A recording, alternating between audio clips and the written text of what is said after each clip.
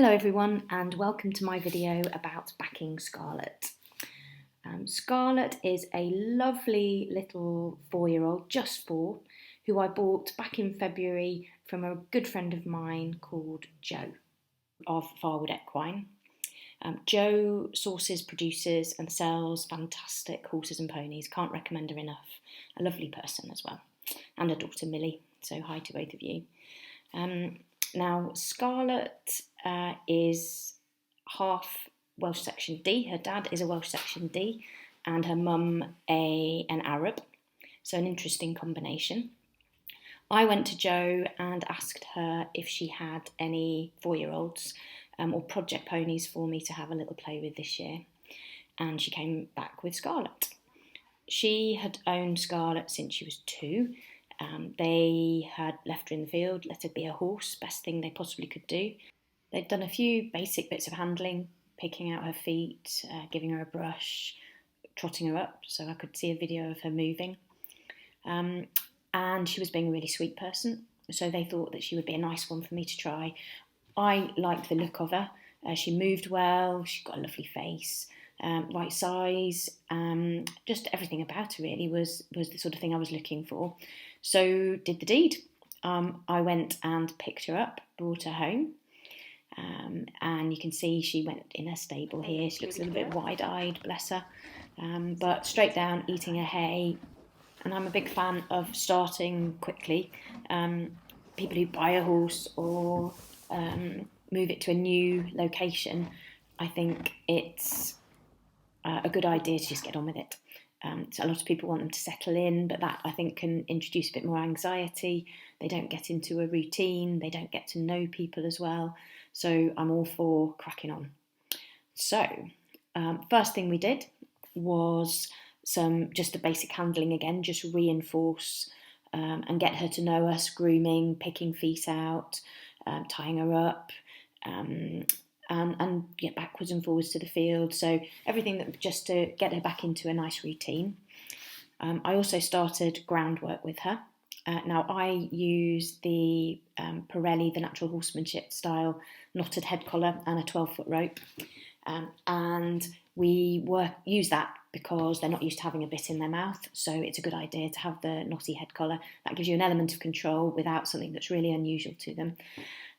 And I work on the go left, go right, stand, back up, lots of chilling, lots of standing quietly with them, accepting that I'm going to sort of be in charge and look after them so that they can relax and trust me.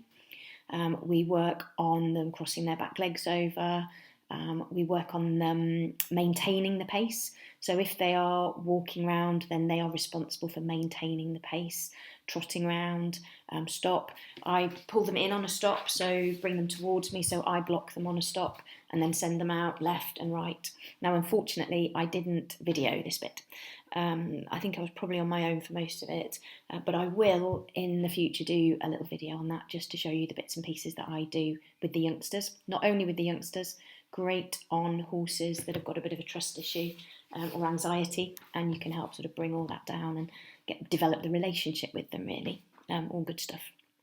So groundwork first, then also concurrently with that you can, or what I did was pop a roller on her and put a little bit in her mouth. So I use quite a fat snaffle, hollow, so it's light, but with a lozenge in the middle, so not the nutcracker action, and a loose string.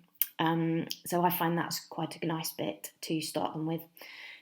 Just really gentle and really light, and just a very simple action. So that's nice. I don't usually put a noseband on, it's just a headpiece, brow band, and then the bit. And get them used to a roller. So the roller is something just so they goes around their tummy. This is a new feeling for them. So pop the roller on, quite loose to start with, but as long as it's stable, and then progressively tighten that up a little bit. When they're used to the roller, I'll get a saddle on fairly quickly. So the roller is just sort of a temporary measure to get them used to the girth, and then pop a saddle on. So I will then, when they're used to the bridle, I'll lunge them off the bridle with side reins, loose side reins. So there are bits of video here with her just having a lunge in the side reins with the saddle. The next step would be long reining. So I get the stirrups, tie the stirrups together with another stirrup leather underneath their tummy, and I put the long lines through the stirrup irons. When I start that, I always have somebody with me to lead the horse, so they have something very familiar, somebody leading them. But then we long rein, and I do the long reining in the arena. And then we've got some video of the long reining in the arena. One of the first couple of times we did it with her, actually, and she was a little bit confused to start with, and then got the hang of it, bless her. So she was a very quick learner, really, really fantastic. I'll also long rein around the farm. Lovely to get them to think forwards. They take responsibility for where they're going. They know that you're there, they can trust you, but they have to look and deal with everything. Now, again, I'd have somebody leading her to start with. So I had a friend leading her.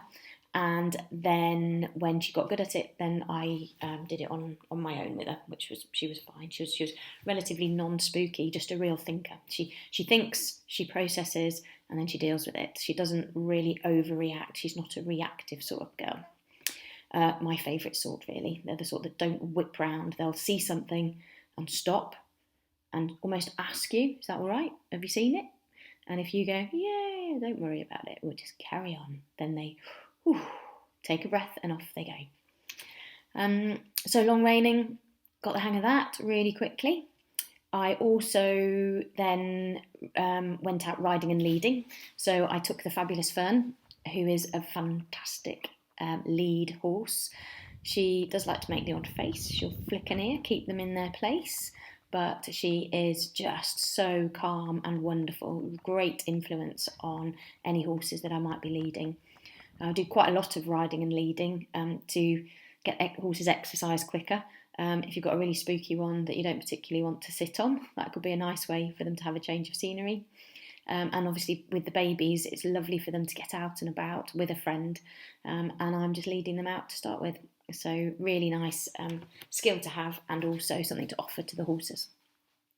She was great riding and leading. She loved it. So got the indication fairly early on she was going to be an awesome hacking pony. So then it's all the getting on bits. Now again, I do this with help.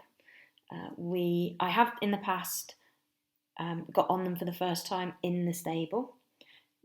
You do need somebody that's good for legging you up for that. And it's quite a good place to do. It's quite a nice controlled place to be. Some people don't like it, but it's something I've done since I was even 14. I was helping people back. I was the dispensable one that would get legged up onto anything. So yeah, okay, I'll do it. And because I've always been quite little, I'd have very good people on the ground, and then I'd be the silly one, the monkey that would just get legged up on and just say, go on, just sit on here, just sit quietly. Oh no, don't do that. Keep your legs still. So I've been there and done it for a long, long time now. And so in the stable can be good, but in the absence of somebody to give you a good leg up, and also depending on the horse, depending on your circumstances. This time I did it all in the school, so I've got a lovely big mounting block. Got her used to be standing on the mounting block. When you go up high, that's quite often something that bothers the horses. They don't like things above them, obviously, as prey animals. So with some horses, you have to build that up quite gradually. You might stand up on a higher, the low step, then a higher step, then a higher step, stand still, then start to jig about. I have been known to do full little dance routines standing on the step to just desensitise the horses a little bit, or a little bit of boinging up and down. All of that, if they're a little bit spooky, if they're looking back at you because they don't like somebody above them, above their back. Scarlet didn't mind at all. You can see on the video when I got on her, she stood there. She was actually nodding off, which worried me slightly. Is she, zoning out? And sometimes they'll go completely blank, and that's when they are zoning out and they are holding it all in, and they may just explode. Otherwise, they can just start to look a little bit droopy or just a little bit zoned when they're just chilled. And that was her. She stood there with her little lip drooping, blinking her eyes, looking very soft and quiet. So I had to make sure that she knew where I was. She didn't mind me above her. She didn't mind me lying over her. I was patting either side just to make sure that she could feel me on either side. Wasn't going to get anything unexpected when something touched her on the shoulder or in the elbow, where your foot can sometimes catch them. That can give them a shock. Or as your leg goes over, you might just brush them as your leg goes over. So give a good pat all over, and she didn't mind that at all. I made sure she'd seen me either side, because sometimes you'll get on and they suddenly catch a glimpse on you. It's, oh my God! And then it can be scoot time. But if you just make sure when you're standing up that they can see you out of both eyes. When I say standing up, before I get on, I always go what I call upsides. So I'll put my left foot in the left stirrup and then just go upsides them. So I'll have my hand on the saddle and just stand up tall, but not have my other leg over. So when you do that, it's a good idea to get them to just make sure they've seen you, that it's not going to be a shock. And if they can cope with you there and you've patted them on the other side, you're probably going to be okay. So then it's time to take the plunge and fling your leg over. You go beyond the point of no return then. I normally put my knee in just gently and then get my foot in the stirrup if I'm getting on this way. So if I'm doing it from a mounting block. So I put my foot in before I lower myself down. And I don't usually lower myself down straight away. I'll hover a little bit. And as long as they're okay, then they'll actually then sit and put a bit more weight down through the saddle. Even then, it's all very much a supported squat position, so I am staying very responsible for my own balance. I'm not flobbing along on top of them. The next step then is to move. I would have someone on the ground to give me a lead, so in this case it was Cara. Cara was very familiar to Scarlet. Cara had done a lot of the handling for Scarlet. She'd also done some groundwork with her as well. So I'd gone through the way that I wanted the groundwork to be done so that we could be consistent. And she had a little play with Scarlet then on the ground, doing the work with the horsemanship head collar and some of the lunging and a little bit of long reining. So Scarlet knew her really well, and I trusted Cara to be able to, more than anything, read the situation. It's absolutely imperative that you have somebody really good on the ground when you're getting on. They need to keep an eye on the horse's facial expressions, any of those little subtle nuances that a proper horseman would pick up on. I think the most important person at this stage of the process is the person on the ground. And for that reason, I really trusted Cara. Unfortunately, I was the only one daft enough to get on. So it was me getting on, but I knew that Cara would read the situation really well, and I was in safe hands, basically. We were really lucky with Scarlet because there wasn't a lot to read because she was Mrs. Chilled. Unbelievable, really. We used to joke that whatever we did, she'd go to bed and read the next chapter and be like 2 or 3 chapters ahead. Or if she got a little bit confused, very occasionally, that she'd go to bed and read and reread it, because invariably the next day she'd come out and she would have nailed it. Just one of the kindest, nicest, sort of thoughtful ponies I think I've ever had. Just a really, really lovely person. So off we went. Cara leading me. Cara had the knotty head collar, so she was holding the lead rein or the 12-foot rope on the knotty head collar, and I had the reins. And we know from doing the groundwork that she would respond to the knotty head collar. So if we needed to do a really quick whoa, it would be just a quick pull in with Cara standing in front, the way that we braked her, as in stopped her when we were on the doing the groundwork. So we'd pull the head towards you and stand in front of them. Not that dissimilar to a sort of one rein stop, the same sort of idea where you just bring the head round quickly and just stop all that forward momentum. So that was always our strategy, that if anything happened, Cara would just pull her head round. Never needed to do it because she was just too perfect. So leading round, I would have, well, actually before we moved, I'd have a good old bobble around. So get sitting on her, then relax into the saddle, then start to jiggle around a little bit, move my legs a little bit. I'm not one of these that thinks you have to sit really, really quietly on the babies just in case anything happens, because something will happen one day and they need to be able to deal with that.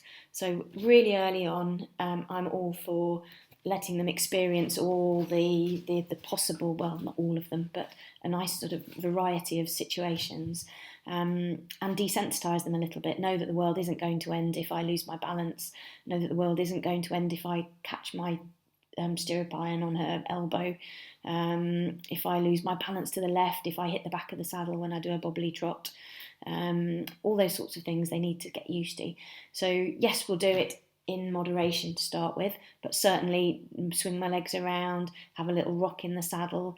It's massive for the horse to carry you for the first time. They are not designed to carry us. This is still a big shock to their system to be carrying our weight.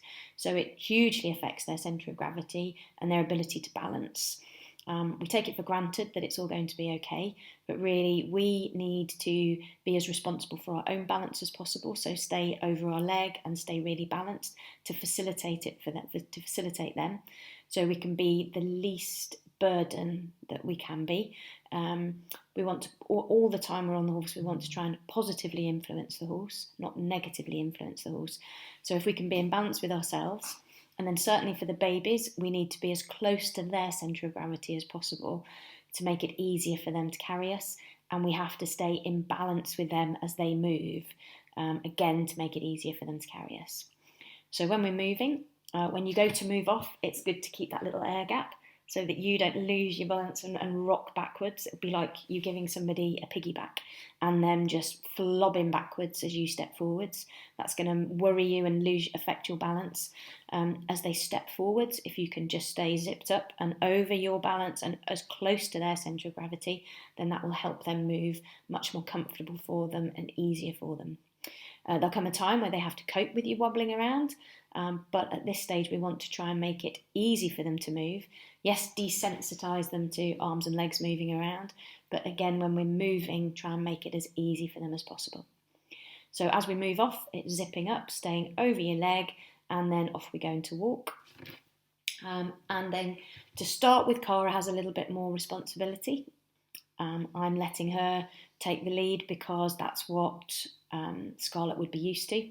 And then as she's comfortable with that, then I'll take over and I will then do the goes and the woes. So with the long reining, it's all about go, woe and turn. We do the basics there with the long reining. That's to get them used to a contact. They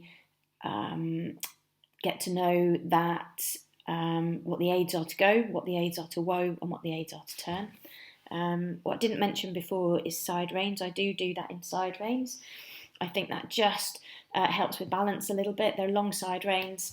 They're there just to help a little bit with control and also get the horse used to a little bit of a contact on the bit.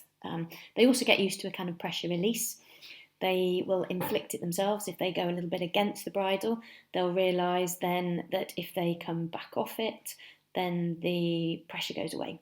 So that would only happen at the extreme because the side reins are quite long, but it's still there just as a possible for them. So you see on the videos to start with, I'm actually riding her with side reins. I do that on some horses, not all. I think it just makes me, they're used to it. I'm comfortable with it because I know that there's a limit of where their head can go. So if they were going to absolutely go loopy-loo, then they wouldn't be able to get their head right down, they wouldn't be able to get their head right up, so it probably keeps me a little bit safer. I have had really, really quirky ones, usually rebacking ones, where you actually cross the side reins over their withers, clip them onto the D-rings. Also, I've seen that done with the sort of baby racehorses, so that they cannot get into that proper bronchi. They can't get their head right down to get their back right up. That's saved me a couple of times. So it can be, it's a bit extreme because they are really penned in then. But if it's a case of staying on or not, then that can be an option. But that would only be where something has gone wrong in the process. I would really hope to avoid that if you start them correctly. So off we go. We are walking along. Cara walks with me, then I take control. I do the goes and the woes. When it all goes well, we eventually get brave enough to have a little trot. The first few strides, the first trot will just be a couple of strides. It literally is breaking into trot, back to walk, lots of pats, well, lots of reassurance. I'm not a big one for, good boy, what a good girl, aren't you clever? And all that kind of increased energy and anxiety that you get from far too enthusiastic patting. So a little rub on the neck and a little, ooh, what a good girl. That's about as much as they get. And that's probably all they want, really. That's probably more relaxing and reassuring than a bit of squawking. So if that works, then possibly a few more strides of trot and then gradually progress that. If that's all going well and I've got go, woe, turn and a little bit of trot, then that would be the time to go on your first solo flight. So that would be time for Cara to unclip and off we go. So usually staying around the edges of the arena is a little bit more reassuring to start with. They will just stick to the sides and they will get a little bit of security from the fence. And it's only later that you go off into the deep end, as we call it. So when you do a circle in the middle and you've got nothing either side and it's quite scary and you have to then really think about your contact and your straightness and whether they're really listening to you. So we start off very much going large around the outside and then build up to more of the movements across the school. I start in the little school. I'm very lucky that I've got a 20 by 40 school, which is ideal for this. And then we have a bigger arena, which we then move on to when we've got all the basics there. When we've got the go, woe, turn, walk and trot, free rein, because they all are good from their canter transition, I always make sure that they are really good off my voice for cantering when they're on either the 12 foot rope or on the lunge. So we go, are you ready? And canter. And usually they're so good off that when we do the first canter, all I have to do is just get a half decent trot, get into the corner and go, are you ready? Canter. And off we go. So that's always quite exciting. Again, just a few strides normally, bring them back, tell them that they're good ponies, and then gradually increase that. So when we've got walk, trot and canter. Sometimes even before I get canter, then we'll go hacking. Depends on the horse. If you've got one that's very gangly and unbalanced, then I might not canter in the arena.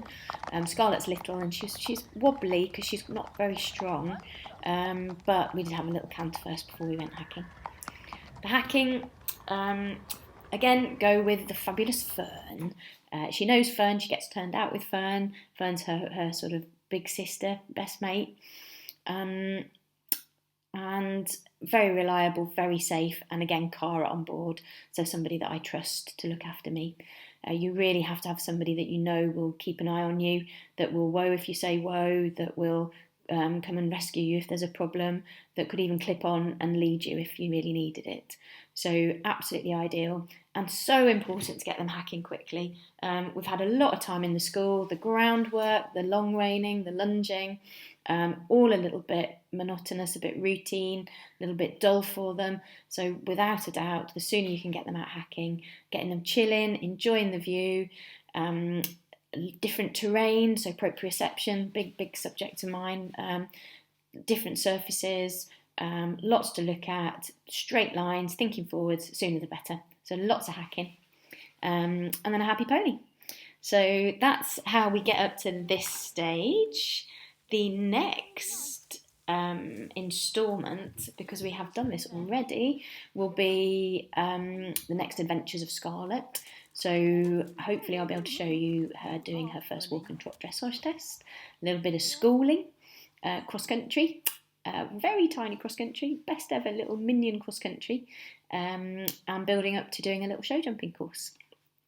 So look forward to being able to share that with you soon. So if anybody got any questions, please pop them below. It'd be lovely to hear from anybody, or anybody want to see anything more specifically on a video, then I'd be really happy to oblige with that as well. So look forward to hearing from you. Thanks very much. Bye.